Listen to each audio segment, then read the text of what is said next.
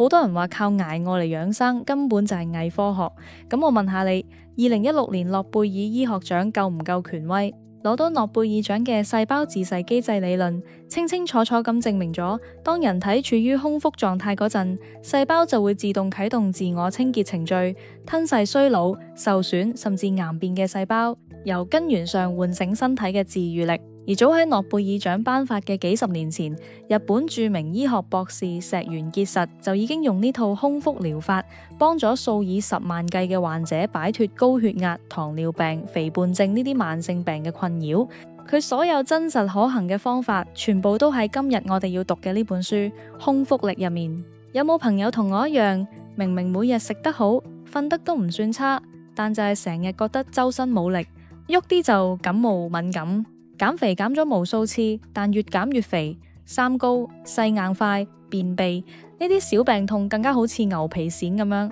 睇極都斷唔到尾。我哋硬係覺得係自己補得唔夠，保健品越買越多，三餐越食越精細，但身體就越嚟越差。今日我就由頭到尾同大家拆解呢本書，話俾你知喚醒身體治癒力嘅鎖匙到底係咩。首先同大家介紹下呢本書嘅作者石原潔實，佢係日本好出名嘅醫學博士、自然療法專家，甚至仲做過日本前首相羽田孜嘅專屬健康顧問。但好少人知呢位頂級嘅健康專家，細個嗰陣係一個十足十嘅藥煲，天生體弱多病，仲有嚴重嘅貧血。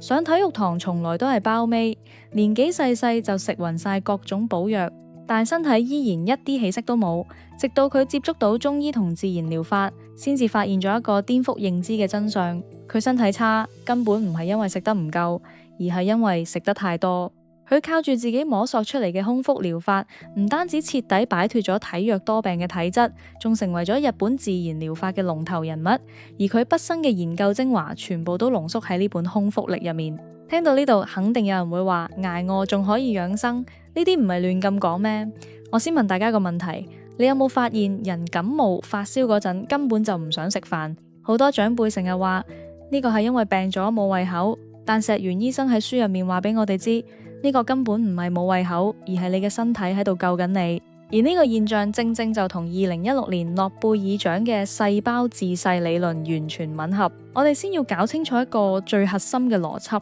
我哋嘅身體有兩大核心生理功能，一個係消化吸收，另一個係排泄解毒。呢兩個功能就好似搖搖板嘅兩端咁，如果你將所有精力都擺喺消化嗰度，排泄解毒嘅功能就會完全罷工。我哋現代人一日三餐，餐餐都唔少得，上晝食個茶點，下晝又嘆個下午茶，夜晚再嚟多餐宵夜，把口幾乎由朝到晚都冇停過。你個腸胃24小時都喺度直踩，一日到黑消化食物，根本冇休息嘅時間。咁身體入面嘅代謝廢物、毒素、衰老嘅細胞，邊個去清理呢？冇人清理就只能夠堆積喺身體入面，血液變得好濃稠，毒素越積越多，高血壓、糖尿病、肥胖症、敏感，甚至結節、腫瘤，全部都係咁樣嚟嘅。有冇中晒招嘅朋友？朝早啱啱起身，明明一啲都唔餓，但就被早餐係金呢句說話綁架，硬係要塞成個包，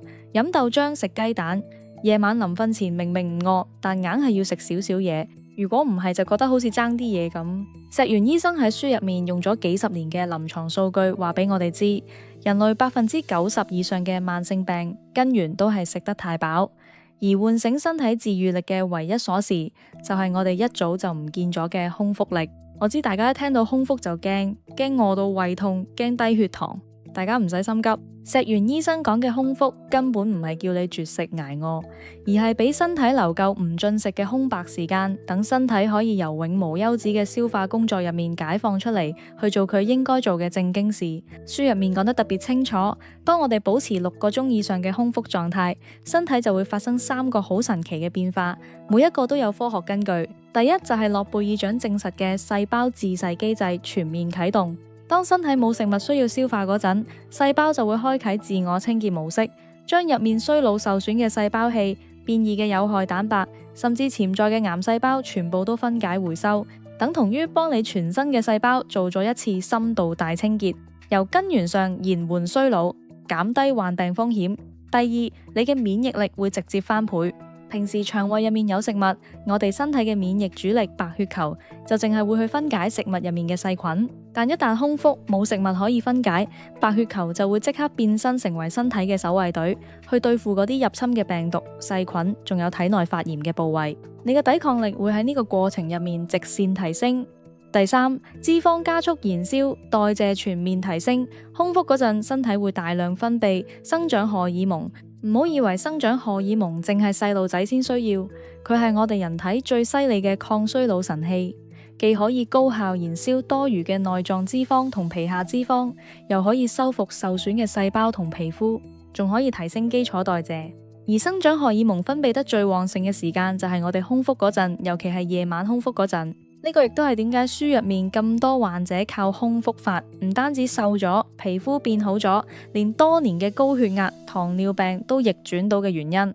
我同大家講一個書入面我印象最深刻嘅案例，聽完你絕對會覺得好震撼。有一位52歲嘅阿叔，有足足10年嘅糖尿病，每日要打2次胰島素，空腹血糖最高飆升到11，手腳長期都覺得好痹，睇嘢越嚟越模糊。醫生同佢講，再係咁樣發展落去，下一步就係要截肢、失明。佢試過無數種方法去控糖，藥換咗一次又一次，食量細過隻貓，但血糖就係控制唔住，成個人都差啲崩潰。後來佢揾到石原醫生嘅診所，石原醫生冇開任何新藥俾佢，淨係同佢提出咗一個要求，試下1日2餐嘅空腹法，早餐唔好食，淨係飲一杯紅蘿蔔、蘋果、生薑汁。午餐同晚餐正常食，可以食精緻嘅白米白麵，只要唔好食油炸油膩嘅嘢就得。結果你估下點樣？先過咗1個月，佢嘅空腹血糖就由11降到去6.5，胰島素嘅劑量直接減咗一半。3個月之後去復診，佢嘅血糖穩穩陣陣咁維持喺正常範圍，徹底唔使再打胰島素，手腳唔再痹，睇嘢都清楚返，連困擾咗佢多年嘅便秘都好返晒。佢同石原醫生講，活咗大半世人，第一次知道原來身體舒服嘅感覺係咁樣嘅。講完呢個真實案例，肯定有朋友心喐啦，但又會話我都想空腹，但我一餓就頭暈眼花、胃酸倒流，根本頂唔順啊！放心，石原醫生喺呢本書入面一早已經為我哋普通人設計咗一套冇難度、唔使捱餓、人人都堅持到嘅空腹力訓練方法。我今日將最核心嘅方法全部同大家拆解，全部都係書入面嘅實料。首先最基礎、最啱新手嘅就係16小時空腹法，亦即係1日2餐法。呢個亦都係書入面最核心、最安全嘅方法。舉個例子，你前一晚7點鐘食完晚餐，咁第二日中午11點先再食午餐，中間啱啱好有16個鐘嘅空腹時間。今朝早肚餓點算好？唔係叫你死頂，石原醫生專門設計咗替代早餐嘅飲品，既可以幫身體補充少量營養，又唔會打斷空腹狀態，仲可以提升體溫、促進代謝。最經典嘅就係原著入面反覆推薦嘅2種，第一種係胡蘿蔔蘋果汁，2條胡蘿蔔加1個蘋果榨成汁，加少少生薑，朝早飲一杯，飽肚感好強，完全唔會覺得餓。第二種係生薑紅茶，紅茶入面加2到3小片生薑，再加少少紅糖，溫溫地咁飲落肚，既可以暖身又可以頂肚餓，特別啱寒底嘅女仔。呢度有2個核心注意事項，書入面反覆強調嘅，大家一定要記住。第一，2餐之間絕對唔可以食零食或者飲含糖嘢飲，就算只係1粒糖、1啖奶茶，都會直接打斷空腹狀態，之前嘅努力就會全部白費晒。第二，空腹嘅時候一定要飲多啲暖水，絕對唔可以飲凍水。凍水會降低你嘅體溫，令到代謝變慢，仲會傷腸胃。如果你嘅身體已經適應咗1日2餐，想再進階，書入面仲有週末半日斷食法，即係星期6晚食完晚餐之後，星期日全日都淨係飲胡蘿蔔、蘋果汁或者生薑紅茶，星期日晚再食清淡嘅食物，星期一就恢復1日2餐，每個月做1到2次，幫身體嚟一次徹底嘅大掃除，效果特別好。肯定仲有朋友會問，唔啱喎，專家都話唔食早餐會有膽結石，早餐係金，午餐係銀，晚餐係銅。呢句說話我聽咗一世，唔通係錯嘅？石原醫生喺書入面專門用咗成章嘅內容，將呢個謬誤同大家徹底拆解。首先，早餐係金呢句說話係幾十年前物質匱乏嘅年代傳落嚟嘅，嗰陣時嘅人做嘅都係粗重嘢，前一晚食嘅嘢瞓醒一覺，一早已經消化晒。朝早必須要食早餐補充體力，如果唔係根本捱唔住一日嘅工作。但我哋而家呢，大部分人都係坐寫字樓，一日行唔到幾千步，體力消耗得好少。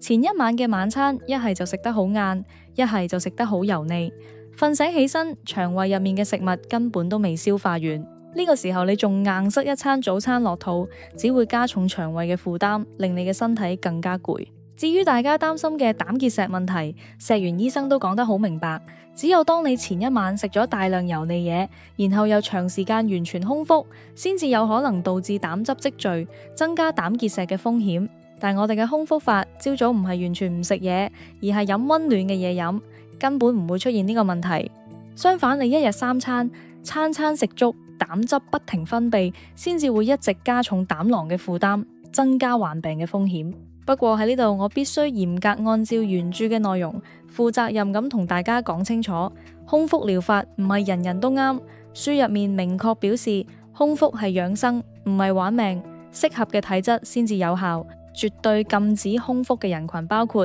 孕婦、哺乳期婦女、兒童、青少年、嚴重胃病患者、重症、低血糖、營養不良嘅人、高體力勞動者。呢類人群只需要飲食清淡，唔好食太飽就得，絕對唔可以強行長時間空腹。其實睇完呢本書，我最大嘅感受唔係學識咗一套減肥醫病嘅方法，而係徹底改變咗我同食物之間嘅關係。我哋生活喺一個物質極度豐富嘅時代，消費主義一直喺度灌輸俾我哋知，要對自己好啲，要食多啲好嘢，要補呢樣補嗰樣。我哋硬係覺得幸福就係不停咁填滿我哋個肚，填滿我哋嘅屋企，填滿我哋嘅生活，但偏偏唔記得咗，身體需要一段空白嘅時間去排毒，人生亦都需要一段空白嘅時間去成長。空腹力呢本書從來都唔係教我哋點樣去捱餓，而係教我哋點樣幫身體留空間，點樣去喚醒我哋身體入面本來就擁有嘅最強大治癒力。我哋成日周圍揾健康嘅秘方，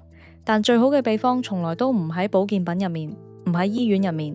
而係喺我哋自己嘅身體入面。餓少少，慢少少，俾身體少少休息嘅時間，你會發現原來健康從來都唔難。如果聽完我嘅解讀，你對呢本書有興趣，推薦你去睇下原著，入面仲有更多針對唔同體質、唔同病症嘅空腹方法，仲有更多真實嘅臨床案例，一定會為你帶嚟顛覆認知嘅收穫。好啦，今日嘅解讀就到呢度，我哋下期再見，拜拜。